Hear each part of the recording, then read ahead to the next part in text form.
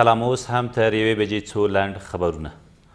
په افغانستان کې د ملګرو ملتونو ځانګړي استازي یو ځل بیا له طالبانو غوښتل څو له افغان حکومت سره د سولې په موخه د خبرو میز ته کیني.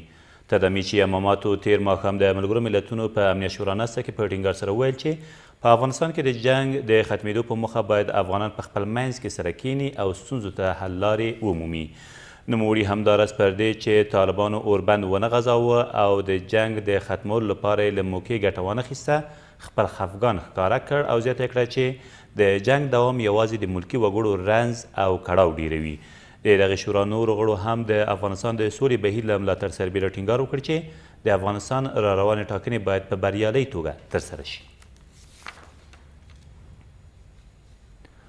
له دې سره سم ولسمشر غني د سیمې هیوادونو له سفیرانو سره په کتنه کې وویل اوربند اوس په خودجوشه ولسي غوښتنه بدل شوی دی. ښاغلي غني په دې ناسته کې چې تېره ورځ په ارګ کې ترسره شوه یادو سفیرانو ته د اوربند په موده کې د افغان حکومت له لوري د وضعیت د ښه مدیریت په اړه هم معلومات ورکړل. د سیمې هیوادونو سفیرانو هم اوربند د حکومت او افغان طالبانو ترمنځ د سولې خبرو لپاره د بستر او باور رامنځته کولو په خاطر ګټور وباله او د اوربند مودې د غځېدو ملاتړ یې وکړ. دا په داسې حال کې ده چې د حکومت له لوري لس ورځنی اوربند هم تېره ورځ پای ته ورسېده. د کندهار والي وایي یو شمېر طالبانو له اوربند او د حرمین شریفین د ملا امام له غوښتنې وروسته له جنګ جګړو لاس اخیستی او عادي ژوند یې غوره کړی دی. زلمي ویسا تېره ورځ د دیني عالمانو او قومي مشرانو په یوې لویې ناستې کې زیاته کړه چې د افغان ځواکونو د پوځي فشار له امله هم یو زیات شمېر وسلوال اوس د بیا اوربند غوښتونکي دي. که څه هم طالبانو دیني عالمانو ته په دولتي غونډو کې د نه ګډون خبرداری ورکړی خو په سویل کې د سولې لپاره د ولسمشر استازی بیا وایي چې دوی به د دیني عالمانو په مرسته د سولې بهیر او د روانې جګړې په اړه د سیمې په کچه خپلې هڅې جاري وساتي.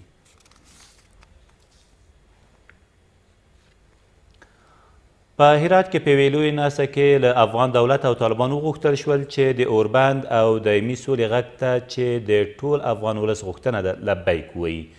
د دغې ناستې ګډونوالو له حکومته وغوښتل چې دایمي سولې لپاره موقع برابرې کړي او همداراز د سیاسي او اقتصادي ثبات لپاره د سولې ټینګښت اړین وبلل شو. له دې سره سم د ولسمشرۍ ماڼۍ د چارو ادارې مشر له طالبانو سره د خبرو د پیل په اړه هیلهمندي وښوده او زیاته کړه چې د سیمې هیوادونو استخباراتي کړۍ هڅې کوي څو د دغې لړۍ پر وړاندې خنډونه جوړ کړي. دوه ورونه په ننګرهار کې د سړي تښتونکو له منګولو وژغورل شول. د ننګرهار امنیه قمندان وایي دغه ماشومان څه موده مخکې د جلال آباد ښار د څلورمې ناحیې اړوند له یوې مدرسې تښتول شوي وو چې تېره ورځ د بهسودو ولسوالۍ په شاوخوا سیمو کې آزاد او بیرته یې کورنۍ ته ورسپارل شوي دي. د نوموړي په وینا سړي تښتونکي په تېښته بریالي شوي دي.